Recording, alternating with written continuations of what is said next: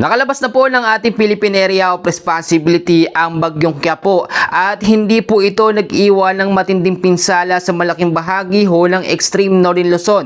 Kahit nasa labas na ito ng ating bansa, nararamdaman pa rin ang epekto ng trough or extension ng kanyang hangin sa ilang bahagi ho ng ating bansa. Aalamin natin kung bakit hindi nakaranas ng mga pag-uulan sa ilang bahagi ng Metro Manila, Visayas at Mindanao. Gayon din ang patuloy na epekto ng habagat o southwest monsoon sa kanlurang bahagi ho ng ating bansa. Alamin din natin kung may panibagong bagyo nga ba kasunod ng Bagyong Quiapo. Pero bago natin simulan, huwag niyong kakalimutan na mag-like and subscribe at pahit ng notification bell para sa mga susunod na update natin ay ma-notify po kayo at malaman yung ating update. Muli, eto si Kuya Francis, ang inyong weather forecaster. Ngayong araw po ng Sabado, July 25, 2026. Ngayon po alamin natin kung nasaan ang pinakalokasyon ng Bagyong Quiapo at eto po sa ngayon ay nasa labas na ng ating Philippine Area of Responsibility. Huli po itong namataan, alas 2 ng madaling araw, ngayon pong araw ng Sabado, 290 kilometers west of Basco, Batanes. At ito po ay lumakas sa severe tropical storm. Ito po yung tinatawag natin na Category 3. 100 kilometers per hour po ang lakas ng kanyang hangin. Pero ang kagandahan po nito, kahit ito yung lumakas sa severe tropical storm, typhoon category, basta nasa labas ng ating bansa, wala na po itong magiging direktang epekto. At pagdating naman po ng alas 2 ng hapon, ngayong araw din po ng Sabado, mas lalayo pa po ang direksyon o lokasyon po ng Bagyong Quiapo, 500 kilometers west-northwest of Itbayat, Batanes. Ito po, explain ko sa inyo mabuti. Kahit po nasa labas na ng ating Philippine Area of Responsibility ang Bagyong Quiapo, yung pinakabuntot po ng kanyang hangin o yung extension ng kanyang hangin ay patuloy pa rin po nakakaapekto sa ilang bahagi ho ng ating bansa. Sa pinaka-latest forecast po na track na inilabas ho ng Pag-asa, meron pa rin mga lugar na nakataas sa wind signal number 1, especially po sa malaking bahagi ho ng extreme northern Luzon. Kasama pa rin sa apektado po ng extension ng hangin ng Bagyong Quiapo ang parte po ng Ilocos Norte, ang Apayao, Cagayan, Abra, Ilocos Sur, Kalinga, Mountain Province, Isabela, Ifugao, kasama ang Quirino, Nueva Vizcaya, Aurora at La Union. Pero hindi na po ganoong kalakas ang epekto nito. Medyo magiging maulap at merong mga isolated light rains and heavy rainfall pagdating po sa hapon at sa gabi. Bago tayo magpatuloy, kasi maraming naguluhan ng mga kababayan natin, lalabas daw ang Bagyong Quiapo pero hindi daw nakaranas ng mga pag-ulan sa mga lugar nila. Ito po, explain ko sa inyo mabuti. More on nakapokus po ang pinakalokasyon ng Bagyong Quiapo sa extreme northern Luzon. Yung mga binanggit ko na lugar kanina, yun lang talaga yung mga lugar na nakaranas po ng mga pag-uulan. So wag niyong sabihin na kahit may bagyo taga Visayas kayo, taga Mindanao, dapat maaabot yan. May designated po kasi na lugar lamang ang bagyo at yung mga lugar lang na naapektuhan ng extension ng hangin ang makakaranas po ng mga pag-ulan. Kaya parte ng Metro Manila, malawak po yung parte ng Metro Manila. Actually, marami nag-comment sa atin at sinasabi, Kuya Francis, bakit merong Bagyong Quiapo? Hindi naman umulan sa amin, kahit daw konting ulan, wala, tuyot na daw ang lugar nila. Especially dito sa North Manila, kasama ang Caloocan, Malabon, Nabotas, yung mga lugar ho na hindi nakaranas talaga ng mga pag-uulan. Meron mga pag-uulan dahil naman yon sa mga local thunderstorms at southwest monsoon, and especially pag southwest monsoon, bandang hapon at sa gabi. Ang madalas na nagpapaulan sa Metro Manila ay yung mga local thunderstorms at madalas 1 hanggang 2 oras lamang yon. Sa Quezon City, sa East Manila, Marikina, Pasig, San Juan, Mandaluyong, hindi rin nakaranas ng mga pag-uulan kasi nga ang focus po ng Bagyong Quiapo, extreme northern Luzon lamang. Bago ho tayo magpatuloy, alamin muna natin ang mga lugar pa rin na makakaranas po ng mga pag-uulan ngayong araw po ng Sabado, dahil po ang Pag-asa ay naglabas pa rin po ng tinatawag natin na heavy rainfall warning, dahil kahit nasa labas na ng ating bansa ang Bagyong Quiapo, ay patuloy pa rin itong pinapalakas ang epekto po ng habagat o southwest monsoon sa may kanlurang bahagi ho ng ating bansa. Ngayon, isa-isahin muna natin yung mga lugar na makakaranas po ng mga pag-ulan. Medyo kakaunti na lamang yung mga ulan na mararanasan, pero meron pa rin po, lalo na ho sa hapon at sa gabi. Dahil po sa trough extension po ng hangin ng Bagyong Quiapo, meron pa rin tayong inaasahan po ngayong July 25 na 100 to 200 mm sa dami ng pag-uulan, lalo sa hapon at sa gabi sa Cagayan, Apayao at Ilocos Norte. Pero hihina na po ng hihina yan dahil palayo na ng palayo ito nga pong bagyong Qiapo. Sa may ano naman po, no, Batanes, Isabela, kasama po ang Kalinga, Abra, Benguet at Ilocos Sur, kasama ang La Union, merong 50 to 100 mm sa dami ng pag-uulan lamang ang mararanasan dahil na lamang yan sa extension ng hangin ng bagyong Qiapo. Yung pinakasentro nakalabas na, pero yung pinakabuntot ng bagyo nananatili pa rin sa ating Philippine Area of Responsibility, no? Tandaan nyo mabuti, malawak kasi, pinagbabasihan kasi natin dito nalalabas yung pinakamatahon ng bagyo. Dahil naman po sa habagat o southwest monsoon sa ngayon, nakakaapekto pa rin, pinalakas yan ng bagyong Qiapo, no? Meron ho tayo ngayong hapon ng Sabado hanggang sa gabi ng Sabado na 50 to 100 mm sa dami ng pag-uulan ho. Makinig po kayo sa Zambales, Occidental Mindoro, Palawan, Antique, Iloilo, Guimaras at Negros Occidental. Ngayong hapon din po ng Sabado hanggang sa linggo po ng hapon hanggang sa gabi ng linggo, meron po tayong inaasahan na 50 to 100 mm po na dami ng pag-uulan dyan po sa Zambales, kasama ang Bataan at Occidental Mindoro. Lahat po ng mga lugar na binanggit ko ay mag-ingat po sa banta ng mga pagbabaha kung sakaling magkaroon ng moderate to heavy rain sa anumang oras, lalo na po sa hapon at sa gabi. May mga lugar din na apektado po ng mga localized thunderstorms, especially ang malaking bahagi po ng Metro Manila, ilang bahagi ng Visayas at ang Mindanao. Mamaya isamaris natin dyan, din alamin natin yung forecast weather condition. Ngayon po, sa panibago pong tinatawag na tropical cyclone threat potential po ng Pag-asa, pagtapos po, ngayon, paglabas na ng bagyong Qiapo, nakalabas na ng ating bansa, may panibago po tayong cloud cluster o kumpul ng kaulapan na minomonitor na nasa silangang bahagi po ng Visayas. At ngayon, titignan natin kung ito ba yung magiging panibagong bagyo na kasunod ng bagyong Qiapo. At ngayon, ipagpasalamat ho natin dahil lahat ng mga bagyong pumapasok sa ating Philippine Area of Responsibility, walang nagiging matinding pinsala. Actually, 3 super typhoon na. Yung super typhoon Sinlaco, super typhoon Inday, super typhoon Francisco, walang naging direktang malakas na epekto. At yung mga bagyong nakapasok sa ating bansa, yung bagyong Henry at ito pong bagyong Qiapo, naglandfall man yan pero mahina ang epekto.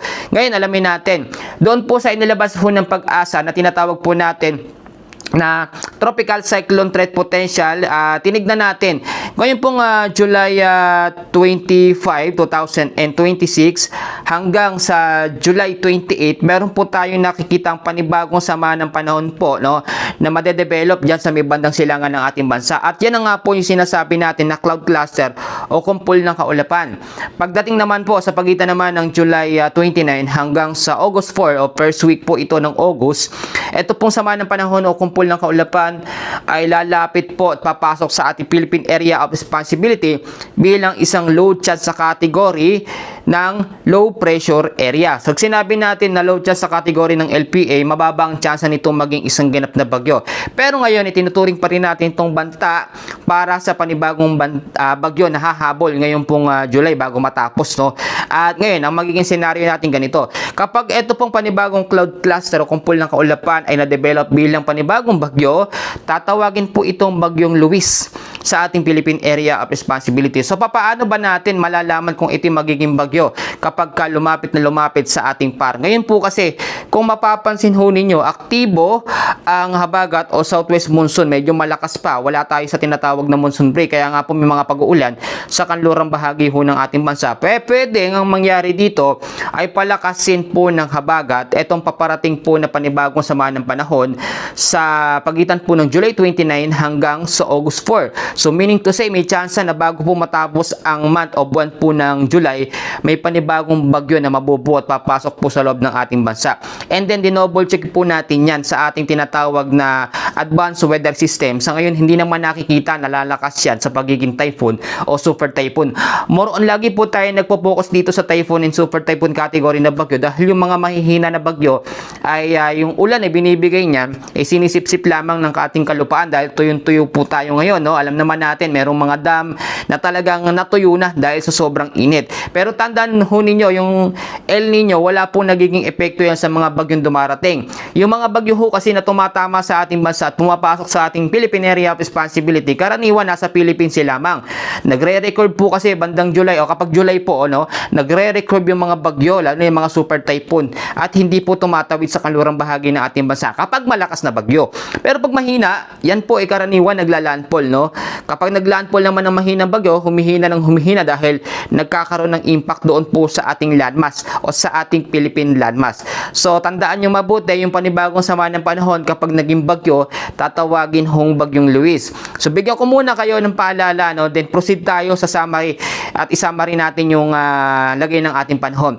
Ngayon po, meron pa rin tayong sama ng panahon. Nandyan pa rin ang epekto ng trough extension po ng hangin ng bagyong Quiapo. Ang habagat o southwest monsoon, aktibo pa rin. Doon hindi naman ganun kalakas ng epekto nito, pero sa hapon at sa gabi, doon yan talagang bumubugso. Kailangan mag-antabay pa rin kayo lagi sa weather update ni Kuya Francis. Madaling araw pa lamang po, umaga pa lang, nagbibigay na tayo ng update para sa mga kababayan natin papasok sa trabaho, papalaot sa karagatan, yung mga nanay and senior natin na laging nakikinig. Lagi ko po kayong inaalalayan. Yung mga nagko-comment, lagi ko po kayong binabasa, hina-heart ko po yan. Pangalawa, i-safety pa rin natin mga importanteng gamit, mga dokumento, mga papeles, lalo na po sa mga low-lying areas. Ang Metro Manila, wag tayong pakampante, Wag niyong sabihin na dito naman paulan inyo. May nagsabi at may nag-comment sa atin dito daw sa Visayas area sa may Cebu, ay palakasin daw ang ulan dyan dahil tuyong-tuyo po. Wag po kayong mag-alala. Ngayon po kasi nasa wet season tayo.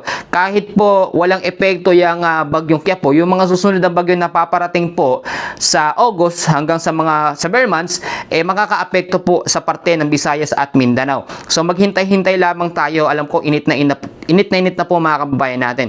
Isa pang paalala ko na lagi ko sinasabi po mga kababayan, yung mga low-lying area sa Metro Manila, Visayas at Mindanao, ngayon maglinis tayo ng kapaligiran. Huwag tayong pakampante na hindi tayo naapektuhan ng bagyong Quiapo dahil ang mga local thunderstorms ang habagat posibleng magpaulan at magpabaha kung tayo ay magpapabaya. Mag-stock at mag-imbak din po tayo ng pagkain na tatagal po ng pang ilang araw. Lagi kong pinapaalala yan. May bagyo man o wala, dapat meron kayong naka-stock na pagkain sa inyong kabahayan, At eto, paano naman daw kung walang pang i-stock, Kahit ano lamang po yung pwede at kaya nating i-stock, mga delata, bigas, pwede na ho yun. As long as meron tayong isasayang kakainin kapag meron mga pag-uulan. At eto po, napaka-importante na lagi kong pinapaalala at sinasabi sa inyo. Yung ating mga kabahayan, secured natin na matibay, walang tulo ang bubong, tapalan nyo ng bulkasil o anong pamampantapal para pag umulan, hindi tayo maabala. Pwede nyo rin lagyan ng pabigat o mga anumang bagay na hindi magpapatangay po sa hangin, o hindi matatangay yung ating bubong na malalakas na hangin. At lagi nyo tatandaan, ipanalangin natin sa Panginoon na yung mga bagyong dumarating po sa ating bansa ay lumhis. Tandaan nyo to mga kababayan, baka hindi nyo po napapansin dahil sa sinasabi kong lagi nating ipanalangin yung mga bagyo na hindi tumama o hindi direktang makaapekto nangyayari. Ngayon naman, hindi na nga po tumatama, hindi na nga po nagpapaulan sa malaking bahagi ho ng ating bansa, lumilihis na nga po yung bagyo, nagrereklamo pa yung mga kababayan natin. So saan tayo lulugar? Gusto nyo ba doon sa maglandfall talaga? Matinding pinsala nun? Baka hindi natin gusto yun mga kababayan. At lagi ko sinasabi, kinakailangan po magtiwala tayo sa Panginoon. Ngayon po, i-summarize natin mga kababayan. Ang pangunahing weather system pa rin po natin na nakakaapekto sa malaking bahagi ho ng ating bansa, especially yan po sa may extreme northern Luzon, ay ito pa rin trough extension po ng hangin ng bagyong Quiapo, Kaya may mga lugar dyan na dapat maging alerto. Especially po, ito pong Ilocos Norte, Batanes at Babuyan Island. May mga pag-uulan pa rin na mararanasan at masamang panahon sa mga lugar na yan. Sa Cordillera Administrative Region, the rest ng Cagayan Valley, Ilocos Sur, La Union at Aurora, apektado pa rin ang trough extension po ng hangin ng bagyong Quiapo. Pangalawang weather system natin ay ang habagat o southwest monsoon na nanggagaling po sa may kanlurang bahagi ho ng ating bansa. Maging alert at maging handa pa rin ang Zambales, Occidental Mindoro, Palawan, Antique, Iloilo, Guimaras, kasama po ang Negros Occidental Occidental, magkakatabi lamang yan. So mga karanas at possible ang mga pagbabaha sa mga low-lying areas kapag nagkaroon ng mga pag-ulan lalo na ho sa hapon at sa gabi. Sa parte naman ng Metro Manila, Visayas, dari sa Puna, Luzon, Zamboanga Peninsula, BAR-MM, kasama po ang Northern Mindanao, Saxargen, Agusan del Norte, Surigao del Norte, kasama ang Dinagat Island ay patuloy po makakaranas ng cloudy skies with scattered rains and thunderstorms lalo na ho sa hapon at sa gabi dahil sa epekto ng habagat o southwest monsoon. May nagtanong sa atin, kailan ba ulit mangyayari yung tinatawag na monsoon break? Ganito po, para mas maunawaan ho ninyo.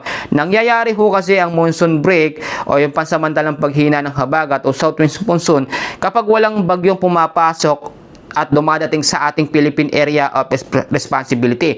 Ang mga bagyo kasi na nabubuo at pumapasok sa ating bansa, pinapalakas niya ng epekto ng habagat o southwest monsoon. Kaya ang habagat ay tuloy-tuloy kahit nakalabas na po ang bagyo sa ating Philippine Area of Responsibility. Tandaan ho ninyo na ngayong nalalapit po na Agosto o August, inaasahan na 2 hanggang 3 bagyo ang posibleng mabuo po sa loob ng ating Philippine Area of Responsibility. Kaya kaysa magreklamo tayo na walang ulan, ipagpasalamat na lamang po natin na hindi tayo napinsala. Marami pong mga lugar ang dinadaanan ng mga malalakas na bagyo na talaga namang matindi nagiging pinsala nito. Tanong ko sa iyo, kababayan, kung ikaw ba ay tamaan ng bagyo, no? Lalo na yung mga nagrereklamo, handa ka ba? Handa ba tayo? Ito po, bibigyan ko kayo ng memory verse ulit ngayong araw po ng Sabado. Ito yung matatagpuan po sa John 3:16. Gayon na lamang ang pag-ibig o pagsinta ng Diyos sa sangkatauhan, kaya binigay niya ang kanyang bugtong na anak na si Jesus upang sino man sumampalataya sa kanya hindi mapahamak bagkos magkaroon po ng buhay na walang hanggan. Kaibigan, kapatid, mga nanay at tatay ko po dyan, mahal po tayo ng Diyos. Palagi po tayo mag-ingat. Muli, ito si Kuya Francis, ang inyong tagapaghatid ng balita sa lagay ng ating panahon. Lagi ho magdala ng payong jacket kapote panlaban sa biglaang pag-uulan. Maraming salamat at God bless po sa inyong lahat.